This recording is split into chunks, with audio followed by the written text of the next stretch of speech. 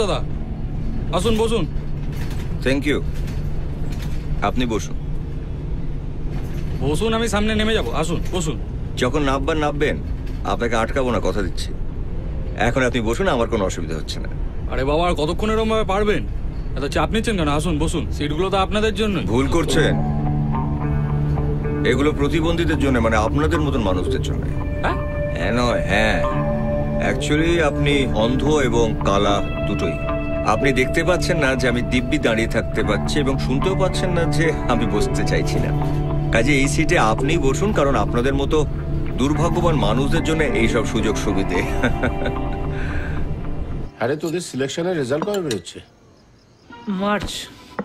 তো এই সময় বসে না থেকে কিছু একটা কর না। কবে রাজার কেস আসবে, কবে তোরা আবার বেরোবি? আরে বইতে যেগুলো পড়ি সেগুলো সত্যি নাকি প্রকাশকের মুখ চেয়ে বাড়িয়ে চড়িয়ে লেখা? কমিয়ে লেখা থাকে, নাহলে তুমি আবার টেনশন করবে। আমার কথা তো ছেড়ে দাও, পারলে কাকা বাবুকেও বাড়িতে বন্ধ করে রাখবে। হ্যাঁ রে, এত বছর ধরে মা পারলেন না, তোর বাবা পারলো না, আর আমি নাকি ঠাকুরপোকে বাড়িতে বন্ধ করে রাখছি। না না, সেসব ঠিক আছে। আমি বলছিলাম এই সময় চুপচাপ বাড়িতে বসে না থেকে কিছু একটা কর না। ফরেন ল্যাঙ্গুয়েজ শেখ, কম্পিউটার শিখতে পারিস। সালসা শিখি? কি সালসা? Latin American নৃত্যশৈলী। বাবা, আমার ছেলে নাচ শিখবে কি? ওই সালসা?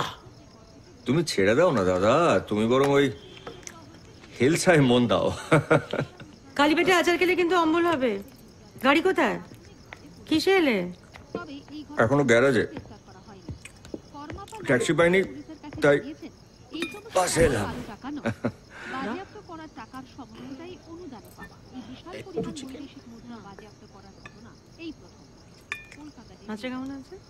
কায়রো থেকে দেশে ফিরতে শুরু করেছেন প্রবাসী ভারতীয়রা। প্রেসিডেন্টের অপসারণের দাবিতে উত্তাল হয়ে উঠেছে মিশর। দারিদ্র্য, অশিক্ষা, বেকারি সমস্যা, তাই এবার প্রেসিডেন্ট পদে পরিবর্তন চাই। এই দাবিতেই গত মঙ্গলবার থেকে হাজারো মানুষের প্রতিবাদের ঢল নেমে আসে। শুক্রবারে মিশরের ক্ষমতাসীন ন্যাশনাল ডেমোক্রেটিক পার্টি সদর দপ্তরে আগুন ধরিয়ে দেন বিক্ষোভকারীরা। সেনা বিক্ষোভকারী সংঘর্ষে মৃত্যু হয় কম 45।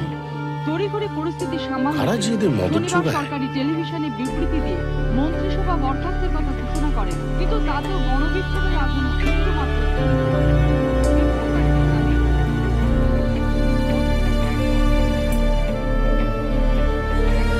বালির শহর অনেক অমিল, আকাশ পাথর মেঘের ফসিল, সকলেই সে সফরে সামনে